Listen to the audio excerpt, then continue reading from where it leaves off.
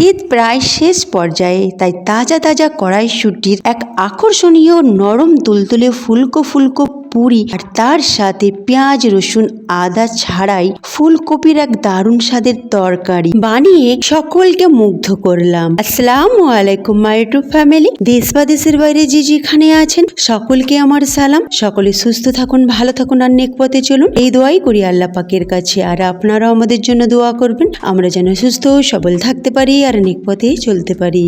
Friends, আজ share করব খুবই লোভনীয় নরম তুলতুলে ফুলকো ফুলকো কড়াইশুঁটির পুরি আর তার সাথে দারুণ স্বাদের ফুলকপির এক তরকারি, যেটা দেখলে পরে সবাই কিন্তু খেতে চাইবে। চলুন শুরু করি। বিসমিল্লাহির রহমানির রহিম। এখানে 1 কাপ মটরশুঁটি নিয়ে নিলাম আর 3টে কাঁচা লঙ্কা আর সামান্য আদা। এটাকে আমি 5 মিনিট সিদ্ধ করে নেব। এদিকে একটা বোল নিয়েছি, তাতে 150 গ্রামের মতো ময়দা, স্বাদ মতো লবণ আর 1/4 চামচ জোয়ান দিয়ে দিলাম। ফ্রেন্ডস, জোয়ানটা অবশ্যই দেবেন। জোয়ান দিলে পুরি, কচুরি আর পরোটার স্বাদ কিন্তু অনেকখানি বেড়ে যায়। আর তার সাথে জোয়ান আমাদের খাবারকে হজম করতে খুবই সাহায্য করে। তারপরে 1 চামচ সাদা তেল দিয়ে খুব ভালো করে ময়দার সাথে মিশিয়ে নিলাম। এবার ময়দাতে একটু একটু করে পানি দিয়ে একটা ডো বানিয়ে নিলাম, ঠিক এইরকম নরম তুলতুলে সফট ডো। আর একটুখানি তেল দিয়ে ভালো করে মেখে নিয়ে এটাকে রেস্টের জন্য রেখে দিলাম।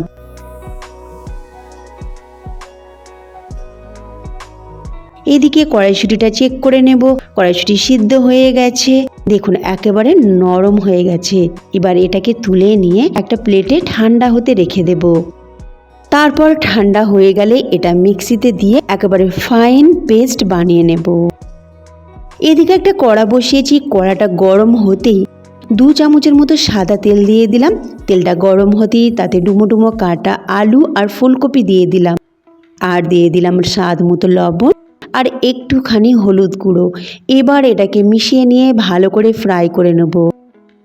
2 থেকে 3 মিনিট এটাকে ভেজে নেব মাঝারি আঁচে। ঠিক এরকম যখন হয়ে যাবে, এবার এটাকে আমি তুলে নেব একটা আলাদা পাত্রে। এবার ওই কড়াতে আরো 1 টেবিল চামচের মতো সাদা তেল দিয়ে দিলাম আর 1/4 চামচ গোটা জিরে আর 1/4 চামচ হিং। এবার এগুলোকে 10 সেকেন্ড কম আঁচে ভেজে নেব। তারপরে একটা মাঝারি সাইজের টমেটো কুচি দিয়ে দিলাম, কিছুক্ষণ নাড়াচাড়া করব। তারপরে ওর উপরে কিছু মশলা দিয়ে দেব। প্রথমে দিয়ে দেবো লবণ দিলে টমেটো খুব তাড়াতাড়ি নরম হয়ে যায়। আর মশলাগুলো একে একে দিয়ে দেবো হলুদ গুঁড়ো, লঙ্কা গুঁড়ো আর জিরে গুঁড়ো। সবগুলো আমি 1/4 চামচ করে নিয়েছি। এবার ভালো করে মিশিয়ে নিয়ে খুব ভালো করে কষিয়ে নেব। টমেটো একেবারে গলে যাবে, তখন দিয়ে দেব ভেজে রাখা আলু আর ফুলকপি। এবার এগুলোকে খুব ভালো করে টমেটোর সাথে ভেজে নেব। টমেটোর মধ্যে যে রসটা থাকবে সেটা একেবারে শুকিয়ে যাবে।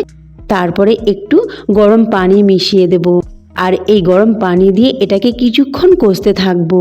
আমি আপনাদের সব সময় বলে থাকি রান্নাতে গরম পানি ব্যবহার করতে, কারণ গরম পানি ব্যবহার করলে রান্নার স্বাদ কিন্তু বজায় থাকে আর রান্নার কুকিং প্রসেসও বন্ধ হয় না। এদিকে আমি দিয়ে দিলাম সিদ্ধ করা 2 চামচ মটরশুঁটি। এবার 3টে কাঁচা লঙ্কা দিয়ে ঢাকনা চাপা দিয়ে কিছুক্ষণ এটাকে আমি রান্না হতে দেব। ততক্ষণ আমি এদিকে একটা বোলে কড়াইশুঁটির পেস্টটাকে ঢেলে নিলাম। তাতে দিয়ে দিলাম লবণ আর কিছুটা ধনেপাতা কুচি। সবগুলো মিশিয়ে নিলাম। চাইলে আপনারা এতে একটু জোয়ানও দিয়ে দিতে পারেন। এবার এটাকে মিশিয়ে নেবার পর একটু একটু করে ময়দা দিয়ে একটা ডো বানিয়ে নেব। ময়দাটা প্রথমে বেশি দেবেন না, একটু একটু করে ময়দা দেবেন, যতটা প্রয়োজন হবে ততটাই নেবেন। এইভাবে মাখতে মাখতে আপনি আপনার প্রয়োজনটা বুঝতে পারবেন। তারপরে এটা একেবারে নরম সফট ডো যখন তৈরি হয়ে যাবে, তখন একটু তেল দিয়ে খুব ভালো করে মুথে নেব। তারপরে এটাকেও আমি রেস্টের জন্য কিছুক্ষণ রাখবো। দেখুন আমার ডো একেবারে তৈরি হয়ে গেছে। এবার একটু সামান্য সাদা তেল দিয়ে এটাকে মথে নিয়ে তারপরে রেস্টের জন্য এটাকে রেখে দেব।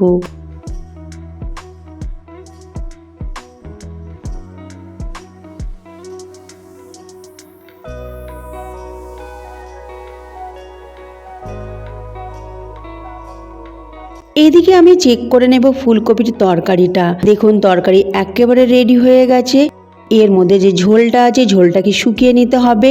তো এবারে আমি একটু দিয়ে দিলাম ধনেপাতা কুচি, আর এটা দিয়ে কিছুক্ষণ নাড়াচাড়া করব মাঝারি আঁচে। আর ঝোলটা যখন শুকিয়ে যাবে, একেবারে একটু শুকনো শুকনো হয়ে যাবে, তখন গ্যাসের ফ্লেমটা বন্ধ করে দিয়ে এটাকে আমি এক সাইডে সরিয়ে রাখবো। দেখুন ঠিক এইরকম হবে, বেশ মাখা মাখা হবে। তখন আমি গ্যাসের ফ্লেমটা বন্ধ করে এটাকে এক সাইডে সরিয়ে রাখবো।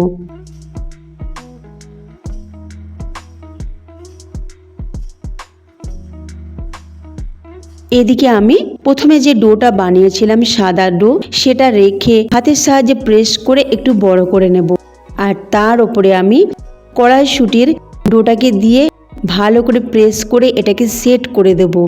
খুব ভালো করে একটু চাপবেন যাতে এটা খুব ভালোভাবে সেট হয়ে যায়।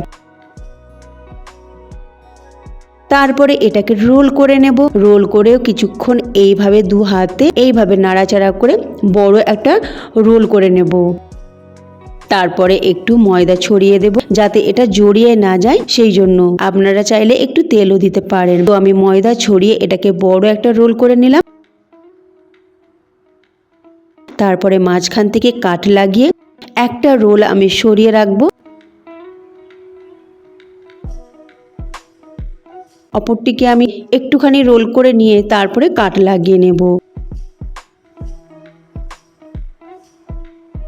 ঠিক এরকম কাট লাগিয়ে নেব। আর এবার এগুলোকে গোল গোল করে শেপ দিয়ে আমি একে একে রেখে দেব।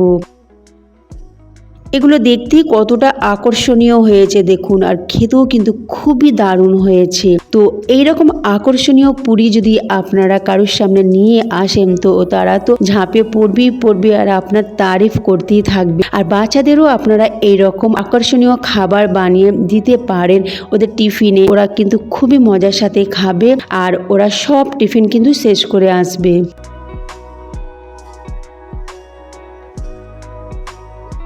এবার আমি বেলে নেব একটু ময়দা ছিটিয়ে, আর পাতলা পাতলা করে এগুলোকে বেলে নেব আর হালকা হাতে বেলে নেব। আর আগে থেকে গ্যাসে আমি কিন্তু কড়াতে তেল বসিয়ে রেখেছি, আর তেলটা কিন্তু খুব গরম হয়ে গেছে। আর গ্যাসের ফ্লেমটা আমি মাঝারি করে দিয়েছি। এবার মাঝারি আছে প্রত্যেকটা লুচিকে আমি ভেজে নেব। ফ্রেন্ডস, এইরকম মজাদার রেসিপি যদি আপনারা পেতে চান তো উপরে আই বাটনে ক্লিক করে দেখে নিতে পারেন। সেখানে 5টি রেসিপি দেওয়া থাকবে, আর ভিডিওর শেষে কিন্তু আমি 2টো রেসিপি দিয়ে রাখবো, সেখানেও চেক করে আপনারা দেখে নিতে পারেন। তার সাথে আমার চ্যানেলে ভিজিট করে আপনারা নানান ধরনের রেসিপি দেখতে পারেন। পিঠা রেসিপি, তার সাথে আরো অনেক রকমের রেসিপি রয়েছে। আর ভালো লাগলে অবশ্যই আপনারা লাইক করবেন, তার সাথে প্রচুর প্রচুর শেয়ার করবেন আপনার ফ্রেন্ডস রিলেটিভদের কাছে।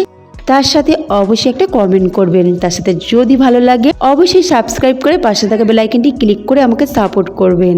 এবার আমি লুচিগুলোকে সব ভেজে নিচ্ছি। দেখতেই পাচ্ছেন কেমন ফুলকো ফুলকো লুচি হয়েছে আর কতটা লোভনীয় হয়েছে। একেবারে 2 কালারের লুচি, দেখতে এতটাই আকর্ষণীয় হয়েছে যে কেউ দেখবে সে কিন্তু খেতে চাইবে এই ধরনের লুচি। আর সত্যি বলছি খেতেও কিন্তু খুবই দারুণ স্বাদের হয়েছে, মুখে দিলে একেবারে মিলিয়ে যাবে। আপনারা রোজ রোজ একই রকম খাবার না বানিয়ে এই রকম লোভনীয় খাবার বানিয়ে দিতে পারেন বাচ্চাদের টিফিনে। দেখবেন আমি গ্যারান্টি দিচ্ছি ওরা কিন্তু সব টিফিন শেষ করে আসবে।